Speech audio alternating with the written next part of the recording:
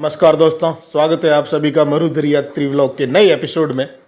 मैं इस वक्त हूँ हल्दी घाटी और मैं आपको आज इस वीडियो में दिखाऊंगा रक्त तलाई, वो क्षेत्र जहाँ पर महाराणा प्रताप और अकबर की सेनाओं के बीच घमासान युद्ध हुआ था और जो पूरी भूमि खून से सन गई थी।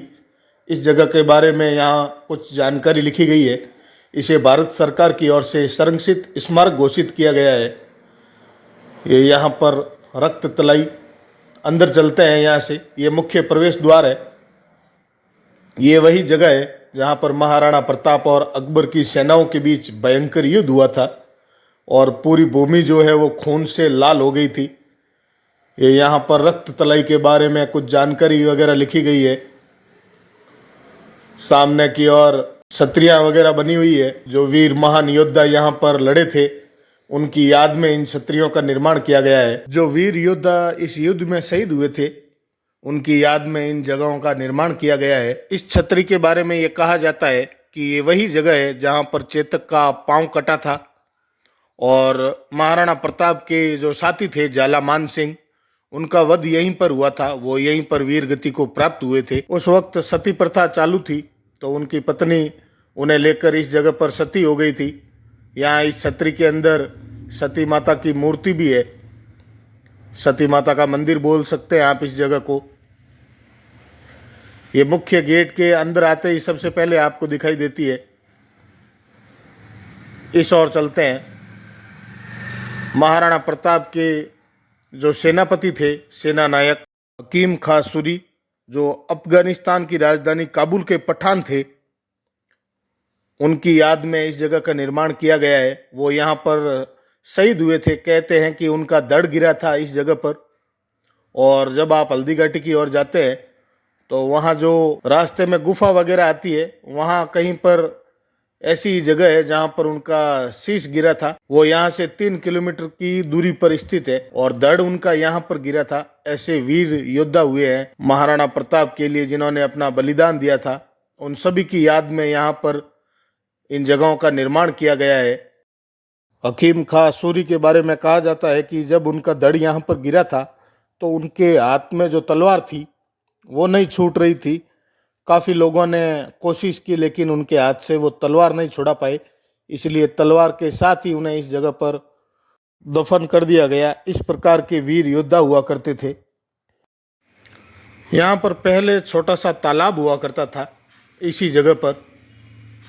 ये पूरा एरिया जो आप देख रहे हैं इसे रक्त तलाई कहा जाता है। जब यहाँ पर महाराणा प्रताप और अकबर की सेना के बीच युद्ध हुआ था और ये भूमि सारी खून से लाल हो गई थी, इसलिए इस जगह को रक्त तलाई कहा जाता है। 2004 में इस जगह को गार्डन का रूप दे दिया गया क्योंकि अवैध निर्माण काफ़ी हो गए थे यहाँ इस इलाके में। किसी ज़माने में ये जंगल था। अगर इस जगह गार्डन को तैयार नहीं किया गया होता तो यहाँ पर भी अतिक्रमण हो सकता था। इसलिए सरकार की ओर से यहाँ एक भव्य गार्डन का निर्माण किया गया अतिक्रमण से बचाने के लिए।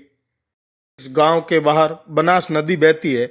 हल्दी घाटी में गोरिल्ला पद्धति से युद्ध हुआ था। 3 किलोमीटर का रण क्षेत्र था ये पूरा। 448 वर्ष पुरानी जगह है ये। यहाँ पहले पूरा जंगल हुआ करता था। हल्दी घाटी के इस युद्ध में महाराणा प्रताप के पास 22,000 की सेना थी।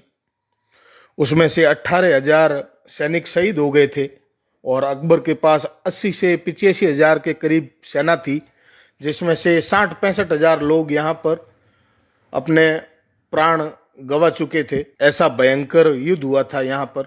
यहाँ से आगे की ओर चलते हैं। सामने कुछ छतरियाँ दिखाई दे रही है। उनके बारे में ये कहा जाता है कि ये ग्वालियर के राजा राम सिंह और उनके पुत्रों और उनके एक पोते के याद में बनाई गई छतरियाँ है। ग्वालियर के राजा की 3 पीढ़ी यहाँ पर इस युद्ध में लड़ी थी। 2 उनके पुत्र और 1 उनका पोता। सामने की ओर उनकी याद में बनाई गई भव्य छतरियाँ हैं। वो लोग यहाँ पर शहीद हुए थे। इन्हें तोमर की छतरियाँ कहा जाता है। राम सिंह तोमर जो ग्वालियर के राजा थे, महाराणा प्रताप की ओर से लड़े थे और वो और उनके पुत्रों और एक पोते के साथ इसी जगह पर शहीद हो गए थे। उनकी याद में भी छतरियों का निर्माण किया गया है। किसी वक्त ये जगह पूरी खून से लाल हो गई थी। ऐसा भयंकर युद्ध लड़ा गया मेवाड़ की इस धरती पर। यहाँ पर स्वाभिमान की लड़ाई में काफी वीर योद्धाओं ने अपना बलिदान दिया था। अकबर के बारे में ये कहा जाता है कि हर वर्ष वो एक नया सिक्का जारी करता था, क्योंकि वो पूरे हिंदुस्तान का राजा था और महाराणा प्रताप सिर्फ मेवाड़ के राजा थे। अकबर और महाराणा प्रताप के बीच 12 वर्षों तक संघर्ष और स्वाभिमान की लड़ाई चलती रही। 12 वर्षों में अकबर कोई नया सिक्का नहीं जारी कर पाया। इस बात का उसे पछतावा था, क्योंकि महाराणा प्रताप जैसे पराक्रमी वीर योद्धाओं से वो विजय हासिल नहीं कर सका। इस हल्दी घाटी की लड़ाई में महाराणा प्रताप को ही विजयी माना जाता है। वो यहाँ पर अपनी सेना के साथ थे, लेकिन अकबर यहाँ पर मौजूद नहीं था। अकबर के जो सेनापति थे राजा मान सिंह, वो लड़ाई में यहाँ पर आए थे और वो यहाँ से बच निकले थे। काफ़ी सारे वीर योद्धाओं ने अपना बलिदान दिया है इस भूमि को बचाने के लिए। यहाँ पर पुराने वक्त में छोटा सा तालाब हुआ करता था जिसे तलई कहते थे, इसीलिए इस जगह को रक्त तलई कहा जाता है। महाराणा प्रताप ने अकबर की अधीनता स्वीकार करने के प्रस्ताव को ठुकरा दिया था। अकबर मेवाड़ पर अपना नियंत्रण चाहता था, इसी वजह से हल्दी घाटी का युद्ध हुआ। महाराणा प्रताप के लिए ये एक स्वाभिमान का युद्ध था। उन्होंने बड़ी ही बहादुरी और वीरता से इस युद्ध को लड़ा। महाराणा प्रताप और उनके हजारों सैनिकों का बलिदान इस जगह पर हुआ है। इस पावन भूमि को हम लोग नमन करते हैं। तो दोस्तों, हम लोग आ चुके हैं पूरे क्षेत्र में घूमकर। यहाँ से हम लोग मुख्य द्वार की ओर जाएंगे। वीर योद्धाओं की ऐसी अमर गाथाएं सुनने के बाद अलग ही अनुभव की प्राप्ति होती है। सामने की ओर मुख्य प्रवेश द्वार है, जहाँ पर इस जगह के बारे में शिलालेख वगैरह लगाए गए हैं, जिन पर संपूर्ण तरह की जानकारी उपलब्ध है। आप लोग पढ़ लें इस जगह के बारे में, और इसका इतिहास लिखा गया है।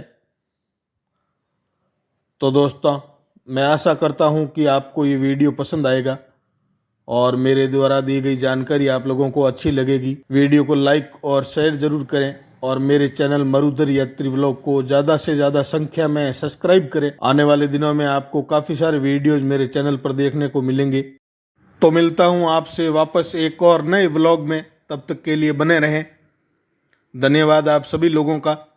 आशा करता हूँ आपको ये सीरीज काफ़ी पसंद आएगी।